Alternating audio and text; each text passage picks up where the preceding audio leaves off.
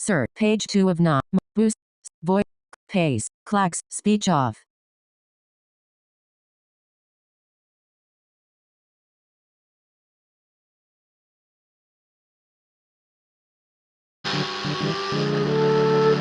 Oh, hello there. Isn't this antique radio a delight? And what wonders await on its channels? You must want to find out. If you would like to listen to a very special program, turn the dial to channel 4.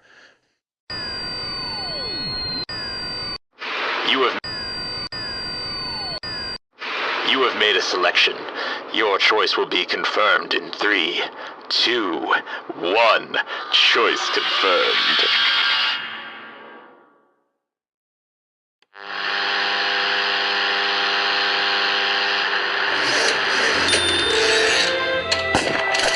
The makers of Klaxo effervescent tablets present Sandra McCall as Kat Keen, investigator. Each week this summer, Klaxo tablets, those nifty little pick-me-uppers, bring you the thrilling adventures of Kat Keen. Though she publishes hard-boiled crime fiction under the pen name Sterling Gray, plucky Kat always seems to find herself in the middle of a genuine mystery. And just like those perky little bubbles in every glass of Klaxo, Kat always rises to the occasion. With the help of her friend and society maven Marjorie Banks, and the advice of her companion and lawyer Carlton Prescott. Yes, friends, Klaxo effervescent tablets. If life's got you down, you might as well be 6 feet under without a Klaxo. Say, you there, listening to this radio. You seem a smart, sensible consumer. Why not meet me on Channel 6 to hear more about all the things Klaxo can do for you? Come now, Chester. They want to get to the mystery. You'll have time to shill your swill at the half. Dear listener, the story begins on Channel 1. Set the dial to Channel 1 to begin tonight's story. Or to Channel 6 if you can't get enough Klaxo. You have made a selection. Someone, for the love of God, help us! Oh dear, you're on the wrong channel. You seem to have stumbled onto some spook. You have made a selection. Your choice will be confirmed in 3, 2, 1. Choice confirmed. Everyone knows I write for the society pages, but that doesn't mean I have to enjoy going to all these functions. Still, when it's your best friend throwing the event, you have to go. For the paper and for Marjorie, I agreed to hobnob with the society elite, even if I'd rather be writing my next book. No, the only mystery I thought I'd be solving today was the one in my closet. Which dress to wear? Something to stand out, or something to blend in? The flashy red number Marjorie persuaded me to buy on our last shopping adventure is on Channel 2. The more sedate navy two-piece that my mother loves is on Channel 4. You have made a selection. Your choice will be confirmed in 3, 2, 1. Choice confirmed. After some serious contortions to get into that red dress and no small amount of hemming and hawing over the proper shoes, I waited for Carlton to pick me up in his car. Kat? Is that you? You look like $1,000,000. And not unlike Lola Livings. Who's that? Oh, that's right. I forgot you have no interest in the crime novels of Sterling Gray. She's my favorite femme fatale in the whole series. Oh, Sterling Gray again, I should have known. Poor dear Carlton still had no idea Sterling Gray was the pen name where I did my most satisfying writing. I kept looking for an opportunity to tell him, but it was nice to have him as a fan without knowing it's me. Anyway, I let him drive us to Marjorie's Save the Orphans Gala, and even let him summarize my own novel to me as we drove. Well, isn't this quite the affair? Marjorie really pulled out all the stops for this one. Yes. My dear, you've got your grumpy face on. Oh, you know how much I love to mix and mingle with the idle rich. Pish-tosh, you're a society writer. You love your job. I said I loved being a writer. Well, what else would you write? What indeed? Silly me. But thank you. I promise to behave. We won't stay long, and then perhaps I'll let you take me to a motion picture. I see the silent auction's drawing quite a crowd. Maybe I'll go have a look. Of course, if it's a Marjorie Banks party, I'm sure the buffet is also worth a visit. Take your time and make sure you get those vultures at the paper the requisite amount of fluff and gossip. I'll be only too happy to... Say, is that what I think it is? Excuse me, Kat, I'll be right back. Don't worry, I love to be abandoned at stuffy galas. Stuffy? Really, darling, you'll stop my poor feelings into the carpet. Marjorie, come here. You've outdone yourself. The ballroom's beautiful and the quartet's top-notch. Thank you. And thank you for donating your book to the auction. Has Carlton noticed yet? Not so loud, and yes. He was off like a shot not 5 seconds after he glanced in that direction. Leaving a talented beauty like you unescorted was reckless. May I offer you my arm and give you the tour? You may. Where shall we begin? Marjorie and I visit the silent auction on Channel 3. We wander past the buffet on Channel 6. You have made a selection. You have made a selection. Your choice will be confirmed in 3, 2, 1. Choice confirmed. I see lots of people bidding. I'm sure you're going to raise plenty of money for the orphanage. Speaking of which, look who's furiously bidding on a very familiar book. Oh, Carlton! Carlton, whatever are you doing bidding on a dusty old book? Oh, I wouldn't expect you to understand, Kat, but that's a first edition of Hard Time for Murder. That's Sterling Gray's debut novel. If they're auctioning one off, I have to have it. Sterling Gray's crime novels are how I unwind after a hard case. Oh, I've seen your collection of pulp novels proudly displayed in your study, Carlton. But, Counselor, may I request a sidebar with your beautiful companion? You ask a judge for a sidebar, not a lawyer, Marjorie. Silly me. But what do I know? Cat, darling, a moment to discuss women's things? If that smile on your face were any bigger, Marjorie, we'd see the canary you just swallowed. He still doesn't know you're Sterling Gray. Of course not. Think of the scandal. You have to tell Carlton he's going to bid too much on a book that you could have just given him. Is this or is this not a charity auction? Is someone bidding too much not precisely the reason I gave you a first edition? This is your event after all. Be happy and leave poor Carlton to me. Fine, but for a lover of detective novels, he's pretty bad at putting 2 and 2 together with his lady friend. Say, what's that blank space on the table over there? Oh, that's supposed to be an ancient Ecuadorian sundial or something. Teddy Foxbridge promised me he'd donate it. You know Teddy, don't you? You introduced me to so many Teddys and Georges and even the occasional Dick. How can I keep track? Wait, don't tell me, is that him over there? No, for heaven's sakes, that's Charlie Gilbert. Really? I know that particularly furrowed brow of suspicion. What? No, it's nothing. Word going around the society pages is Charlie Gilbert's not doing too well lately, but he sure is placing a lot of bids at the auction. Oh, well, you know how it goes in this city. Fortunes come and go. True. Speaking of which, let's collect Carlton before he bids his life away. Overall, the evening was an unqualified success, except for the missing Teddy Foxbridge. It's one thing to let an expensive ticket go unused, but the sundial he promised to donate to the silent auction would have been a big-ticket fundraiser for Marjorie's cause. Because I'm a good friend, and also because my editor felt my column was a little boring, I volunteered to look in on Teddy and find out the reason for the no-show. That's when things turned interesting. No one home at the Foxbridge residence. No sign of Teddy anywhere for days. I still think you're hoping for a mystery because you want a more exciting column. Well, think that if you want, but I did some following up. Teddy Foxbridge hasn't shown up for a single appointment or meeting in days. I asked around. He's a wealthy businessman who has a reputation for being reliable. If he's missing, he could be in real trouble. Be that as it may, when I introduce you to Evelyn, don't start by blurting out you think her fiancé is in mortal peril. When have I ever been less than a dear, Marjorie? Don't make me answer that. Now behave. We're here. I know I promised Marjorie I'd be on my best behavior, but I couldn't escape the feeling all was not right with this Foxbridge.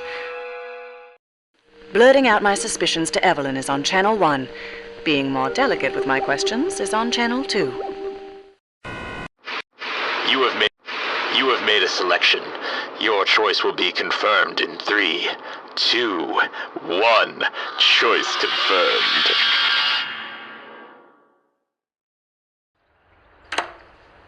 Oh, Marjorie, darling, what a nice surprise. And what a lovely event that was the other night. You should be so proud.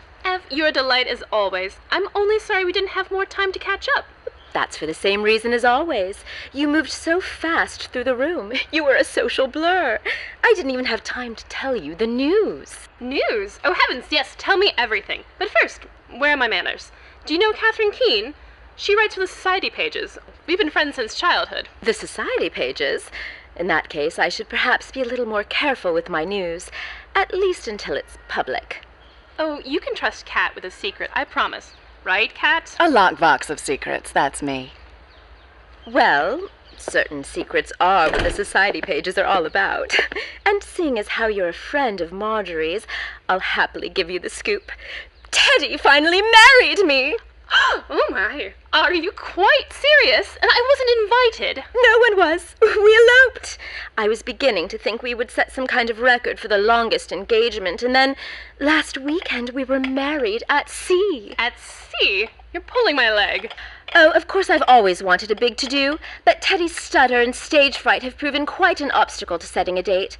The last time we even got close to booking a church, he fainted right there in the rectory office. A wedding at sea makes a splash in its own way. But I can't imagine a married man wanting to be away from his new bride so quickly. Oh, Teddy's always so busy with business. Is that why we didn't see Teddy at the fundraiser the other night? Oh, no. Teddy stays frightfully busy with all his dealings. He makes investments and does a lot of traveling. That's how he came by the sundial for your auction. Oh, but didn't you notice? The sundial wasn't at the auction. Now, that's strange. Arthur promised me he would deliver it since Teddy might be delayed coming back from his trip. Trip? Inspecting some mine in South America. Charlie wants him to invest in it. Charlie wouldn't stop talking about it to Arthur even as the boat left the marina. Arthur's investing? No, but he has a vested interest in protecting Teddy from everything. He's such a loyal best friend like that. And thank goodness for him helping out while Teddy's away. I apologize if we were cloistered so much at your gala. We had a very big secret to keep, after all. Arthur's such a dear friend. Teddy couldn't have asked for a better best man. But you still need a witness or the wedding doesn't count, right? Oh, Charlie helped out. The boat was Arthur's idea to help Teddy get past the stage fright of a big crowd, but Charlie took care of chartering the boat and was there to see his chum married. And the sundial? Maybe the plans to bring it to the auction changed. You know men. I'm just happy the sundial's not in the house anymore. It gave me the creeps. I have to say, you're so admirably restrained. I know if Carlton ever got around to marrying me, I'd want to know where he was at all times. And maybe that's why he hasn't married you yet. I used to pester all the time, but I've learned it's better not to meddle when a man says he's up to business. If his investment partner and his best friend tell me he's too busy to call, I'm inclined to believe it's important. You mentioned that before. He's away? Oh, yes. Somewhere in South America, I think. He's looking into some large mining investments. It seems like he and Charlie made quite a find. When was the last time you heard from him?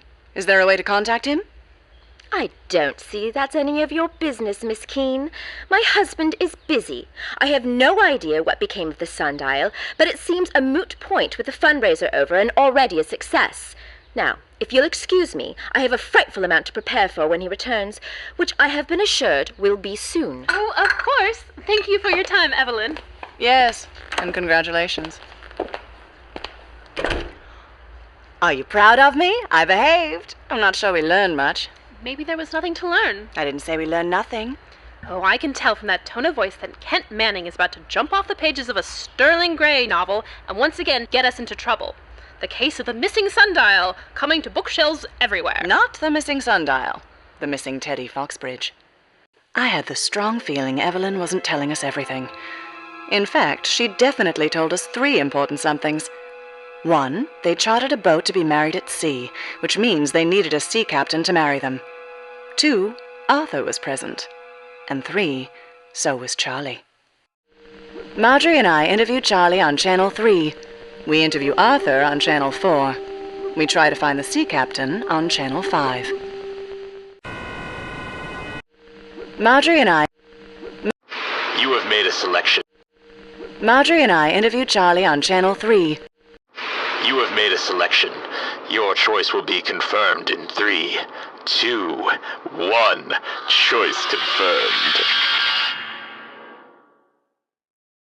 Funny thing about Charlie Gilbert, The only person who ever described him as Teddy's business partner was Teddy's new wife.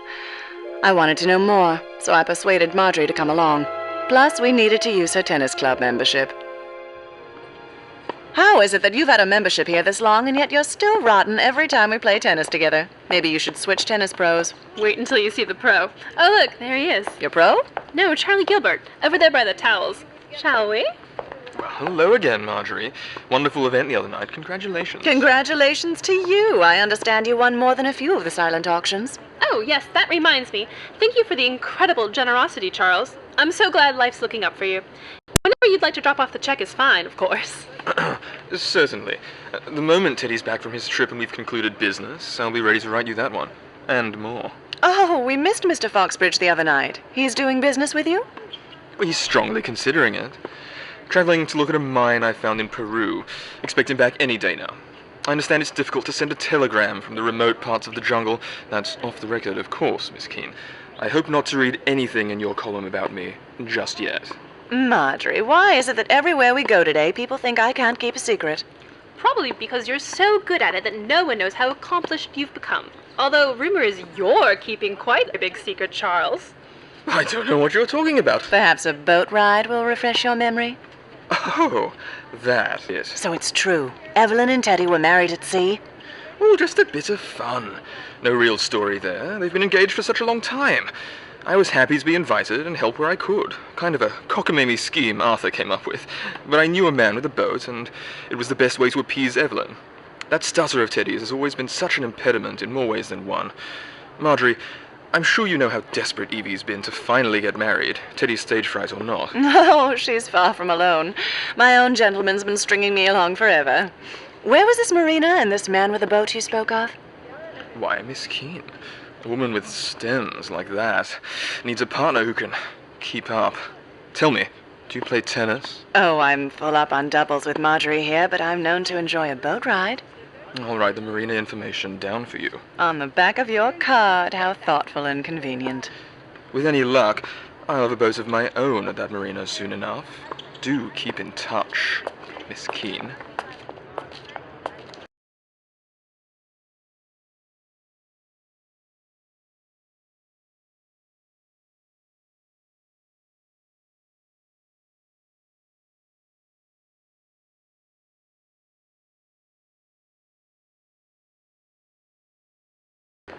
I don't remember the part in the Sterling Gray novels where Kent Manning does quite so much flirting to find his clues. That's only because he doesn't have the stems for it. Fancy a trip to the marina? You always take me to the nicest places.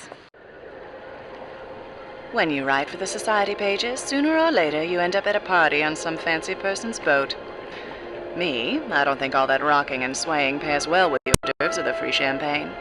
I prefer to keep both feet firmly on the ground. All the same, when Marjorie and I came upon the boat used to marry Teddy and Evelyn and found it completely unattended, the decision to hop aboard came easily. Cat! What do you think you're doing? Permission to sneak aboard, sir? Granted, sailor. Much obliged, Captain. Come on, Marjorie, let's have a little look around. Maybe we'll find one of those clues detectives are known to uncover. I definitely wore the wrong shoes for today's itinerary. Come on, we may not have a lot of time. What are we looking for? We'll know it when we see it. Something's odd about this married at sea story. Now that we've found the yacht, maybe we'll find something that fills in the gaps and tells us where Teddy Foxbridge really is. Okay. Let me think about where it makes the most sense to start. We probably don't have a lot of time to search everywhere. There might be clues in the stateroom below. Wherever the captain keeps his things, there might be something worth finding too. A log or something. I wonder what else is below besides the staterooms. The wedding party had to keep their things somewhere. We explore the staterooms on Channel 1. We snoop the captain's quarters on Channel 2. We search the rest of the ship on Channel 6. You have made a selection. Your choice will be confirmed in 3, 2, 1. Choice confirmed. I don't know what I was expecting, but this is unimpressive. The wedding theme in here is more garish than the nautical theme on the rest of the boat. What are we looking for? We'll know it when we find it. Something that got left behind. The moments before a wedding are frantic. It's a good thing we're both such experts in what that's like. Oh, hush. Look in that closet. I'll look under the bed. This boat seems like it does a lot of weddings. Half a dozen probably happened since Teddy and Evelyn. About that. Tell me, do you still think Teddy Foxbridge got married on this boat? Why are you smiling like that? Did you find a clue under the bed already? Don't have to. Look at the wall. Ugh, I'm trying not to. These have to be the least flattering wedding portraits I've ever seen. Did the captain forget to take off his fake eye patch before he took these? What's not on the wall? It takes time for film to come back from the developer, Cat. Come look in this drawer. These are the ones he hasn't framed yet. The photos have dates. Some of these are from after the Foxbridge wedding, which means... Does it mean anything? I think it means the photo doesn't match the story we're being told, or else it would be here. Either someone took it, or they're the only couple to ever get married who refused a photo. That is peculiar. But we need more to go on. Let's look somewhere else. We snooped the captain's quarters on Channel 2. We searched the rest of the ship on Channel 6. You have made a selection. Your choice will be confirmed in 3, 2, 1. Choice confirmed.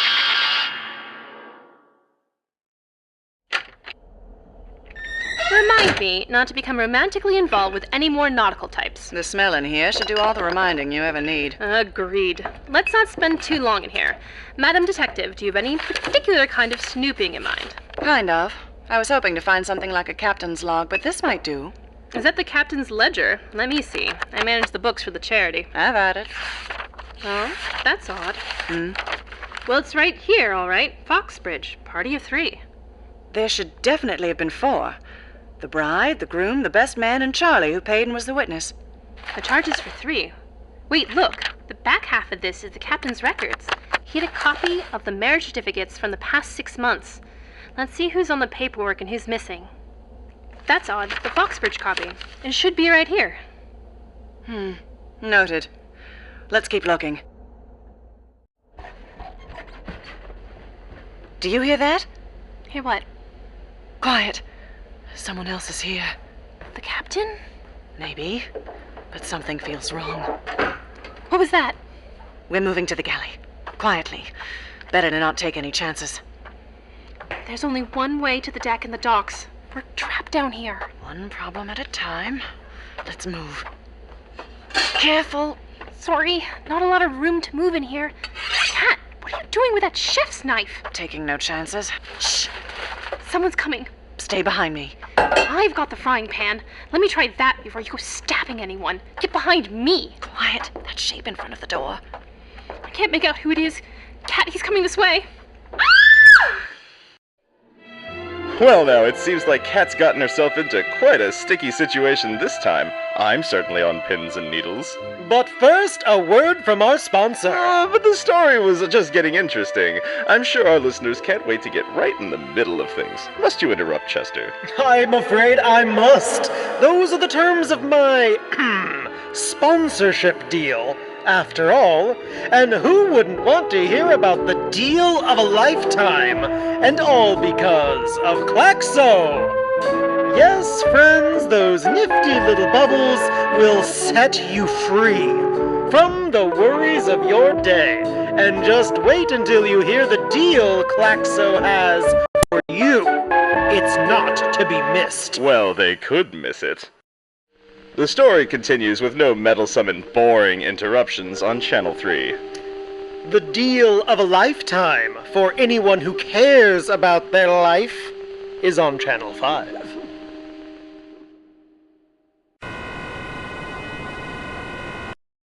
The story continues with no meddlesome and boring interruptions on Channel 3. You have made a selection. Your choice will be confirmed in 3, 2, 1. Choice confirmed. The story continues with... You have made a selection. Your choice will be confirmed in 3, 2, 1. Choice confirmed.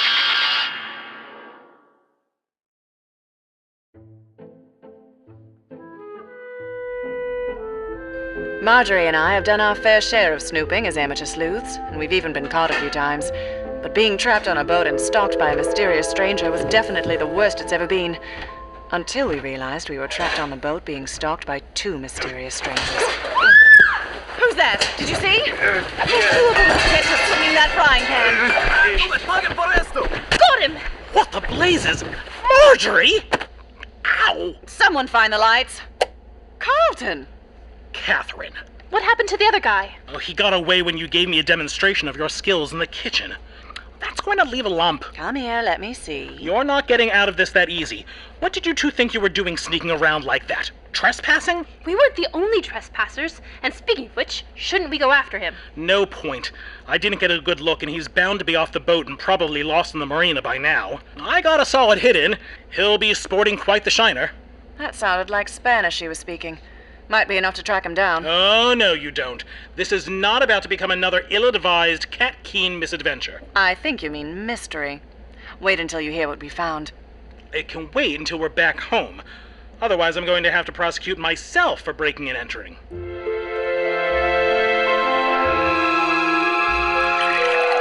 Having another? The first bourbon was medicine. This one's to keep my temper. You both could have been seriously hurt. Lucky I was there. About that, why were you, of all places? No time to litigate that point, dear. From now on, we're going to investigate this like professionals. Professionals like Sterling Gray. Professionals like those of us in law enforcement.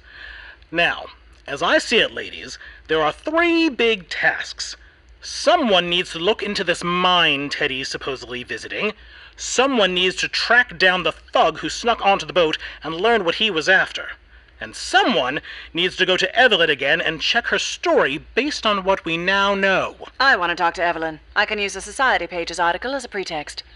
That leaves the other 2 assignments fairly easy to divide up. Don't be so sure. I go to a rough establishment and track down the thug, while Marjorie investigates the Peruvian mine on Channel 1. I take the softer approach to tracking down the thug, while Carlton looks into the mine financials on Channel 4.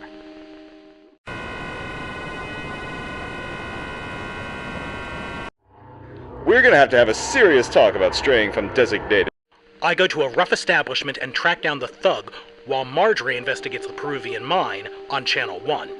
I take the softer approach to tracking down the thug, while Carlton looks into the mine financials on Channel 4. I go to a rough establishment and track down the thug, while Marjorie investigates the Peruvian mine on Channel 1. I take the softer approach to tracking down the thug, while Carlton looks into the mine financials on Channel 4.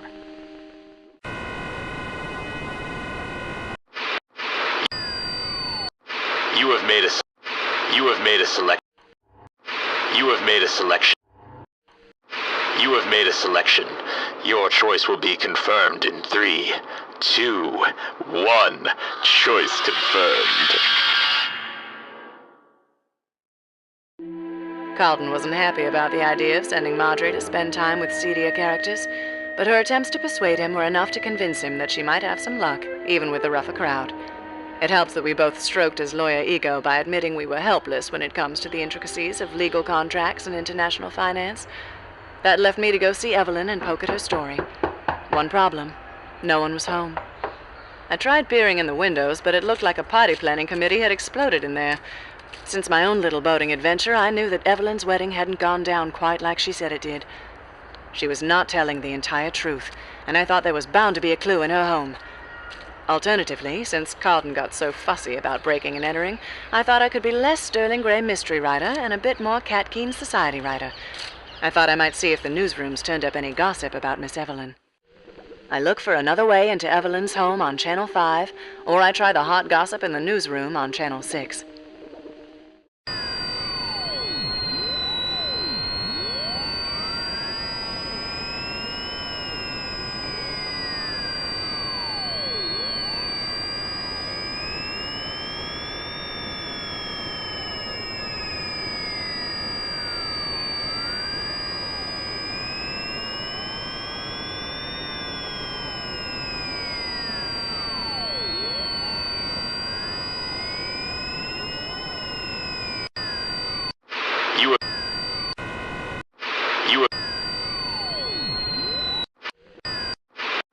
You have made a selection.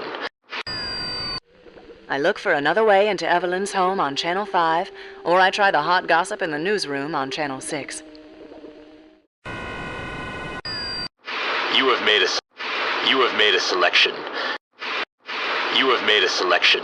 Your choice will be confirmed in 3, 2, 1. Choice confirmed.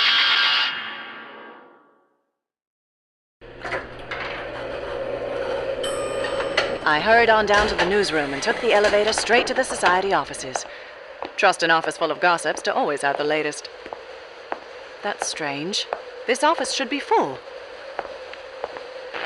Klaxo regrets to inform you that due to a lapse in demonic power, this location is unavailable. Please insert more souls. We regret this minor inconvenience, but if you're feeling down, or like half your office is crumbling into the empty purple void, there's nothing like the refreshing taste of Klaxo to pick you back up. Those advertisements are as cloying as the taste of that disgusting beverage. Maybe they're in the offices. That's funny. Where are the names on the doors? And why does it seem like half the building's gone? There has to be somebody here. I might as well try these doors. There are 5 doors. They're on channels 1, 2, 3, 4, and 5.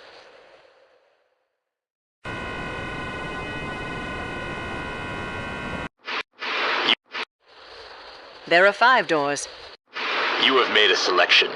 Your choice will be confirmed. You have made a selection. Your choice will be confirmed in 3, 2, 1. Choice confirmed.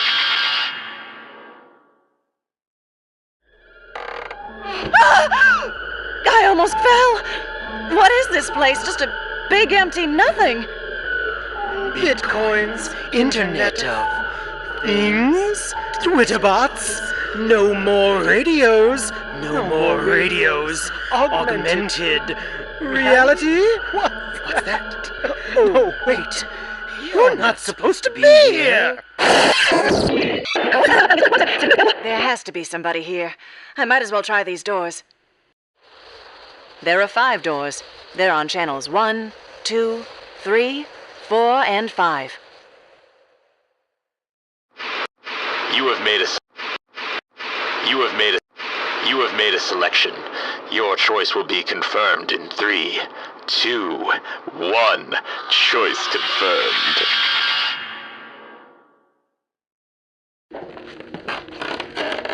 The floor feels unstable here. This isn't the newsroom either. It's a dead end. Wait, where's the door I came in? There are just 4 blank walls. I'm trapped. I'm lost. There has to be somebody here. I might as well try these doors. Whoa! You with the dial!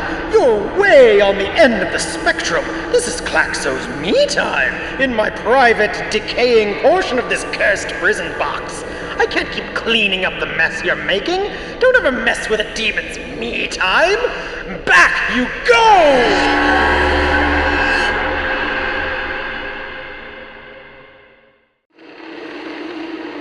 Time to return to the program, everybody! Please set the dial to channel 6. 6. 6. I'm kidding.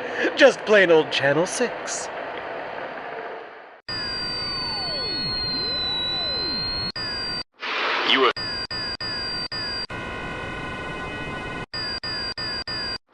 You have made a selection. Your choice will be confirmed in 3, 2, 1. Choice confirmed. I still had some time before I was due to meet back up with Marjorie and Carlton, but not a lot to show for my effort so far. Because I couldn't go back with so little and call myself a proper detective, I decided to use the remaining time to try and get the straight story from someone who was on the boat. But who to try? Business pal Charlie or best friend Arthur? I go to check in on Charlie Gilbert on Channel 2. I interview Arthur Erickson on Channel 3.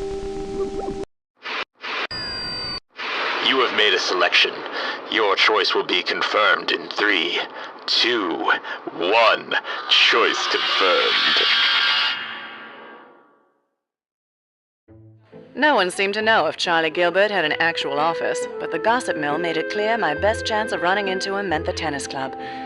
Without a membership, I was reduced to waiting on the steps, but a wink and a smile at the doorman was enough to grant me entry.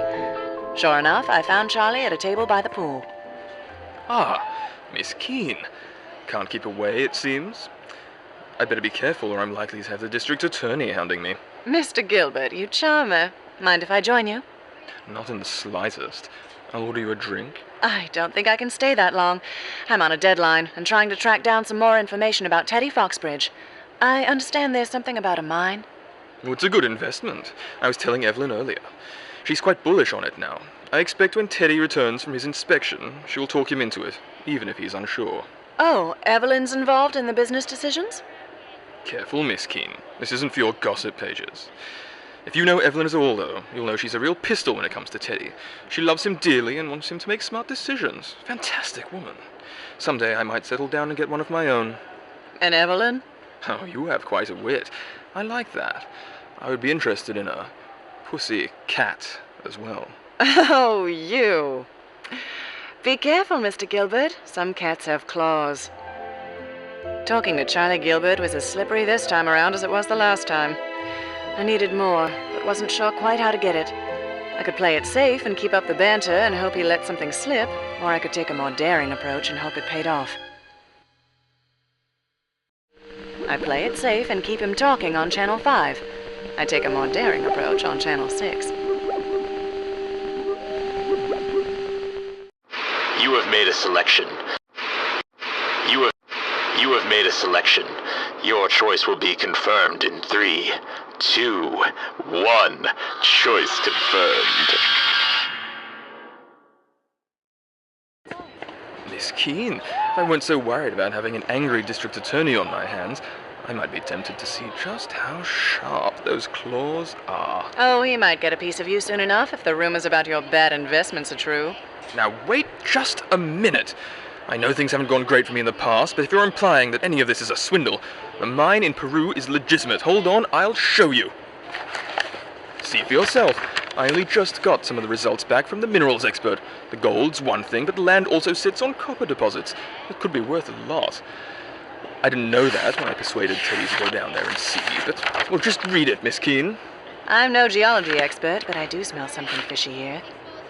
I assure you, Miss Keene, this is all factual and on the level. I wasn't talking about the minerals report.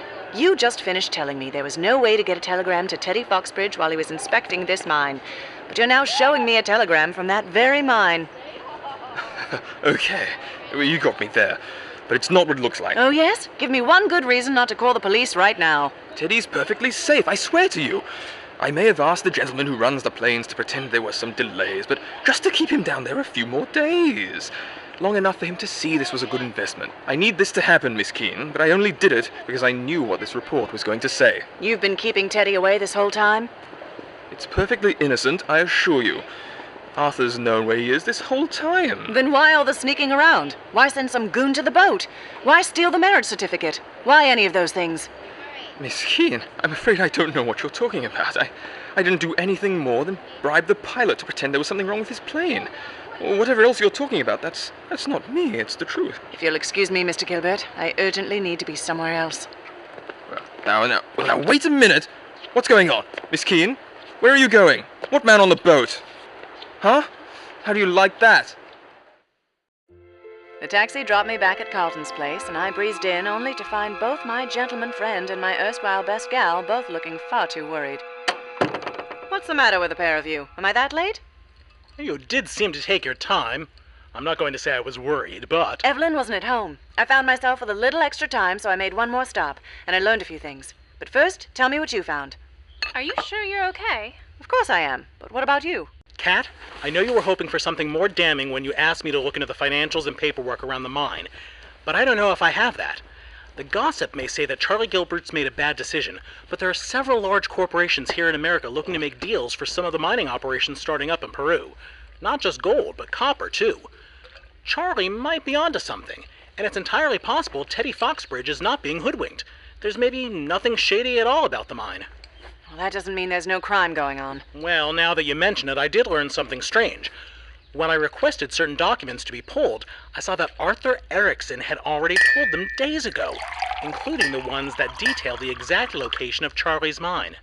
But what can that mean? I'm sure there's an innocent explanation, but after the day I've had, I'm inclined to think the worst. Marjorie, you were trying to track down the man who tussled with us on the yacht. I take it you found something less pedestrian in your trip to the low side of town? Never underestimate my charms, darling. I never do. You're not serious. You actually managed to learn something? In spite of what Kent Manning or any of Sterling Gray's other rough-and-tumble detectives might tell you, sometimes you learn more with a bat of your eyelashes and a little genteel flattery. And it helps to pretend that your husband is a no-good scoundrel and you need some slightly unsavory help to sort it out. You found the thug on the boat? He was already gone, but the other lowlifes told me plenty. Catherine, I have to tell you that I'm a little worried. This particular gentleman's expertise is in contract killings. They said something about another man in a good suit coming around here and hiring the man to go to Peru and get somebody's husband out of the way. What did he look like? Honestly, it could have been either Charlie Gilbert or Arthur Erickson, or anyone else who looks kind of like them. But still, I'm worried. Based on what we found, I'm pretty sure Teddy Foxbridge is still alive. But I'm now suddenly worried he might not be that way much longer.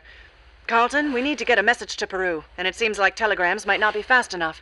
Let me make a call or two. The U.S. attorney might be able to put me in touch with the embassy. And in the meantime, there's a culprit here to deal with. But we don't have enough evidence. Then we'll have to draw it out. Well, on the edge of your seat?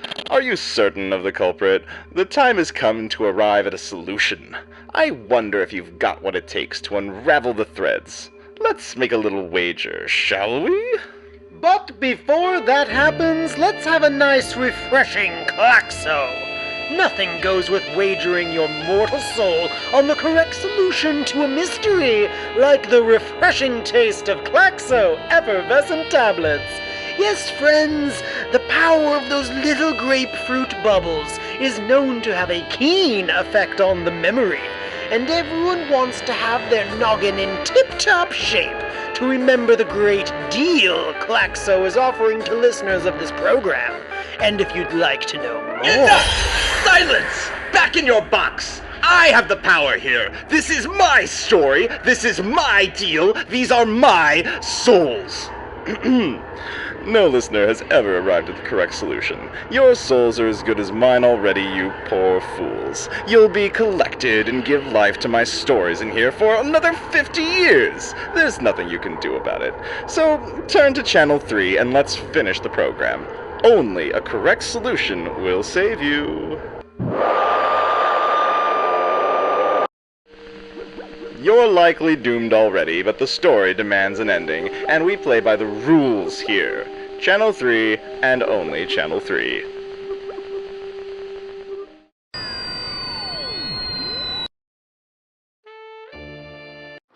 You have made a selection.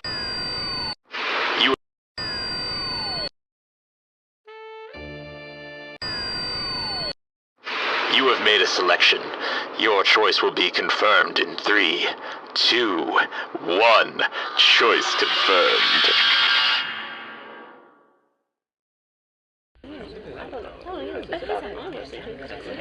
Thank you all for coming on such short notice. Your message was urgent. You said it had something to do with Teddy. Is he all right? Honestly, we don't know. I have Carlton making some calls right now and hope to know more soon. What I'm absolutely certain of is that Teddy Foxbridge was never on that boat, and you all knew it. I think we ought to have a short chat. The police are on the way. Now, wait just a minute. What exactly is this? Miss Keene, you better come to the point and in a hurry. I wouldn't be in such a hurry to get up and leave, any of you. Not until you've heard the evidence we've uncovered. Evidence? What evidence? I'm glad you asked. Based on all the clues I had so far, there were several explanations that made sense to me. In all scenarios, the evidence pointed to Teddy never being on that boat. As to why, it's possible Charlie and Evelyn were working together, most likely to steal Teddy's money and invest in the mine while he was trapped in South America. The wedding was just a sham to get the money and use Arthur as an alibi. Of course, it's possible Charlie was acting alone, and Arthur and Evelyn were innocent. Charlie needed the investment, and he was determined to get it any way he could. Or it wasn't about money at all. Maybe it was Arthur, his obsession with Evelyn being the perfect motive to strand Teddy and send a killer to get him out of the picture. Or maybe Evelyn finally had enough of waiting to be a bride.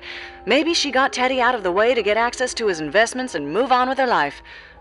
But there's one more possibility.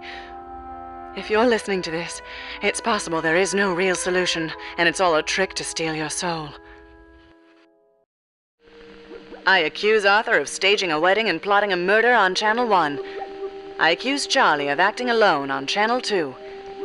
I declare it was Charlie and Evelyn working together on Channel 4. I say it was Evelyn acting alone on Channel 5. You can decide this is all a trick and stake your life on it by tuning to Channel 6.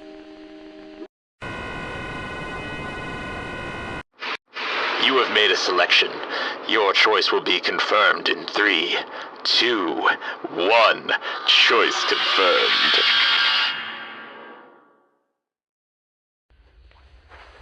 Well, come on then, Miss Keene. Produce this evidence if you have it. Charlie and Evelyn played right into your hands, Arthur. Your obsession with Evelyn was getting to be far too obvious, but you saw an opportunity when Teddy left the country, and you took it. And then you took it too far. Preposterous! You can't prove any of it. Point 1. These 2 wedding certificates. One is complete, but with Arthur's signature for the groom. There's a second attempting to forge Teddy's signature, but the captain's signature is also different, and probably forged. How did you get those? This is an invasion of privacy. Excuse me, what? Oh, I wouldn't play entirely innocent, Mr. Gilbert. You arranged for the boat and the obviously sham marriage. I'm guessing Arthur played the part of Teddy, and you went along with it because he tricked you or he blackmailed you. This is outrageous. No, you've got it all wrong. The wedding was just a bit of fun, Miss Keene. You've severely overstepped. Yes, the 3 of us went out on the boat. Yes, Arthur pretended to be Teddy, but it was just to help him. He has that dreadful stutter, and Arthur thought it would help if we got that part over for him. The funny thing is, some hired muscle tried to rough us up when we visited the boat. If it was all a helpful plan, why was some muscled thug so anxious to steal something from the boat where the wedding took place? Probably because someone realized he signed his own name on the certificate instead of Teddy's by mistake. Or maybe he knew what he was doing and wanted the copy for other reasons. Like what? Maybe because Arthur really wanted to marry you. And this document might almost be legal if he could swing it right. Now see here. What nonsense. I don't have to listen to this. All of this convoluted nonsense. Well, that actually makes sense. You were so insistent when you threatened to tell Teddy that I was almost bankrupt. You wouldn't stop looking at Evelyn. Those vows you gave us Teddy were so personal. But Arthur, you convinced me you were doing this for Teddy, for friendship. If the whole wedding was over and done with by the time he got home, you said, Teddy would be so relieved we saved him the stage fright and embarrassment of his stutter. But you said that I've been trying to say it forever, Evelyn. Teddy's no good for you. You deserve so much better. And this is the chance I needed. I'd never abandon you. Never leave you to chase some idiotic business investment. So I made a mistake and signed the wrong name, but do you know what this means? We're married. There's a signature on a page that proves it. We're married and we can just run away now. Teddy won't be coming back and we... What are you saying? It's all a fraud. It doesn't mean anything. What have you done to Teddy? I wouldn't worry about the validity of that marriage. And as for the rest, I don't think we're going to see much more of Arthur Erickson. You can't prove anything. Besides, what crime is it really? How about conspiracy to commit murder? Carlton, just in time. I've been on the phone with the embassy. Evelyn will be pleased to learn her fiancé is alive and well and on a plane home. The contract killer paid for by Mr. Erickson has already given him up. So it's all true. You tried to have my fiancé killed. Arthur, you're sick. Sick with love for you, and I'd do it again. Do anything for you, Evelyn. Come here, please. I think that's about enough. You'll never take me without a fight. Careful now! Cat, stay back! Oh, nuts to that! Oh, I think you dented the candlestick. Good hit, Catherine. I'll kill you! Well, now the candlesticks are a match set. Nicely done, Marjorie. That will be the police. I don't believe it. I don't believe it. No, I don't believe it. Impossible. No one solves the mystery. No one ever suspects Arthur. The mystery barely makes sense. You can't end it. You can't escape. Now is the fantastic time to remind our listeners about the incredible deal Klaxo is offering for a limited time only. Silence! Silence! You must honor the terms of our deal! Fine, those listeners will keep their souls, but there will be more. This will go on. and on forever. Wait, what's this that just fell out of Arthur's pocket? Why, that's the sundial he was supposed to deliver to the silent auction, isn't it? No, it's smaller. More like a lock. It twists between the numbers 1 and 6. I know what this is. It's the thing that's trapped us here. I remember. There are 3 numbers that have to be dialed in. And then a great deal can take place. 3 numbers. Of course. The numbers release us. But what are they? Let's see. What's the first number? I don't think we have the first number. We might have to guess. All I know is it can't be 1. Apart from that, I hope you're a good guesser.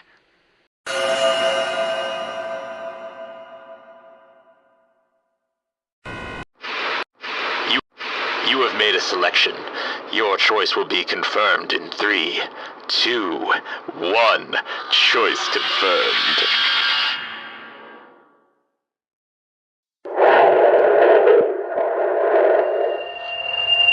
Gotcha. Well, damn it. That was closer than anyone's been in a while. But not close enough. You're free, but they're all still mine. And as for you out there, that's all the time we have for tonight. Tune in again. After all, I'll still happily add your soul to the fires. Thanks for trying. Truly. I'm sorry we didn't find the code, but at least you're safe. Yes, thank you. Spread the word if you can. Someone will free us. I just know it. And that's all the time we have. Good night.